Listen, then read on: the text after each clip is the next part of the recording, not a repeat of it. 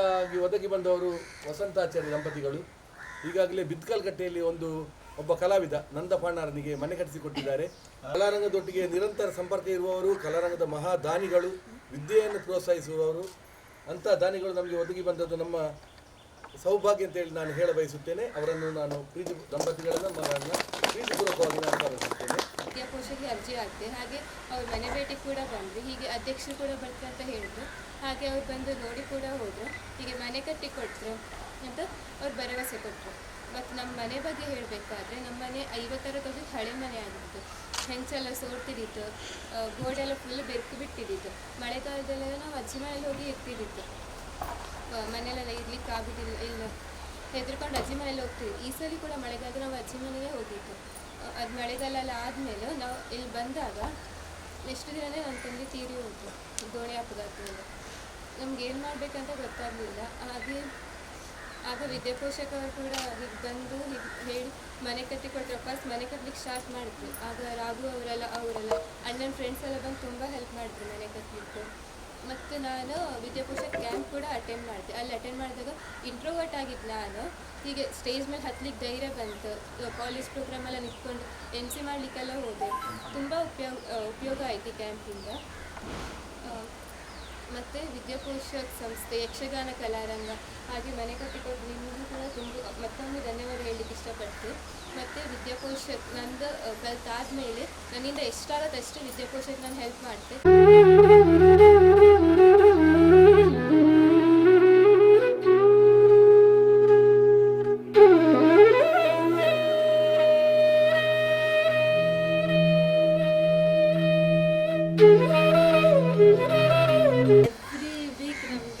Vidyaposhak Yakshagana ಕಲಾರಂಗದಿಂದ updates ಬರ್ತಾ ಇದೆ. ಅವ್ರು ಏನೇನೋ ಒಳ್ಳೆ ಕೆಲಸ ಮಾಡ್ತಾ ಇದ್ದಾರೆ.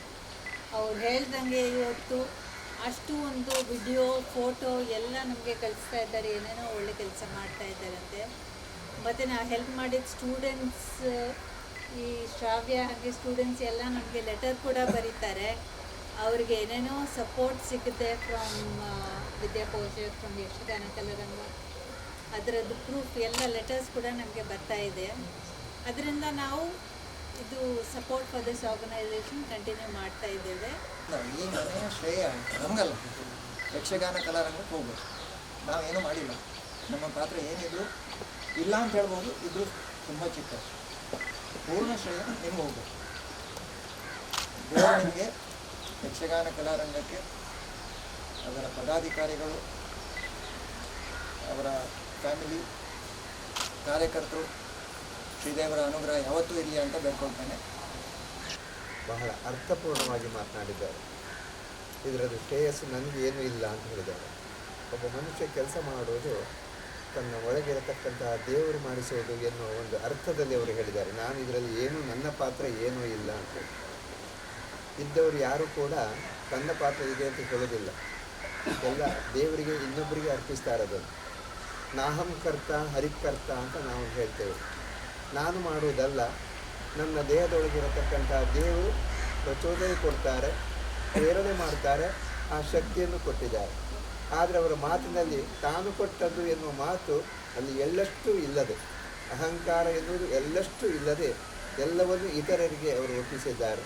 ಇದು ಅವರ ದೊಡ್ಡ ಗುಣ ಆಗಿದೆ.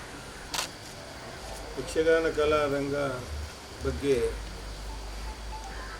ಮುರಳೀಕರಣಿಕಾರ ಅವರೆಲ್ಲ ಸವಿಸ್ತಾರವಾಗಿ ತಮಗೆ ತಿಳಿಸಿದ್ರು. ಎಲ್ಲ ಇಲ್ಲಿದ್ದವರಿಗೆ ಗೊತ್ತಿರಬೇಕು ಸಮಾಜ ಸೇವೆ ಹೇಗೆ ಮಾಡ್ಬೋದು ಅಂತೇಳಿ. ಒಂದು ಉದಾಹರಣೆ ಯಕ್ಷಗಾನ ಕಲಾರಂಗ. ಅವರು ಈ ಮನೆಗೆ ಯಾರ ಶಿಫಾರಸ್ಸಿಲ್ಲ, ಕೆಲಸವೇ ಹಾಗೆ ಯಾರ ಶಿಫಾರಸ್ಸಿಲ್ಲ. ಸ್ವತಃ ಅವರೇ ಎಲ್ಲ ಮನೆಗೆ ಹೋಗಿ ನೋಡಿ, ಆ ಮನೆಯ ಪರಿಸ್ಥಿತಿ ನೋಡಿ, ಆ ವಿದ್ಯಾರ್ಥಿಯ ಪರಿಸ್ಥಿತಿ ನೋಡಿ, ಎಲ್ಲ ನೋಡಿ ಆಯ್ಕೆ ಸಹ ಏನು ಯಾವ ಶಿಫಾರಸು ಇಲ್ಲದೆ ಅರ್ಹತೆಗೆ ಸರಿಯಾಗಿ ಆಯ್ಕೆಯನ್ನು ಮಾಡಿ ವಿದ್ಯಾಪೋಷಕನೊಟ್ಟಿಗೆ ಈಗಾಗಲೇ ಅವರು ಹೇಳಿದರು 90ನೇ ಮನೆ ಇದು. ಇನ್ನು ಎಷ್ಟೋ ಗೊಂಗೊಳ್ಳಿಯಲ್ಲಿ ಇನ್ನೂ 5 ಮನೆ ಆಗ್ತದೆ. ಮನೆಯನ್ನು ಕಟ್ಟಿಸಿ ಕೊಡುವಂಥ ಒಂದು ಕೆಲಸವನ್ನು ಕಲಾರಂಗದವರು ಮಾಡ್ತಾರೆ.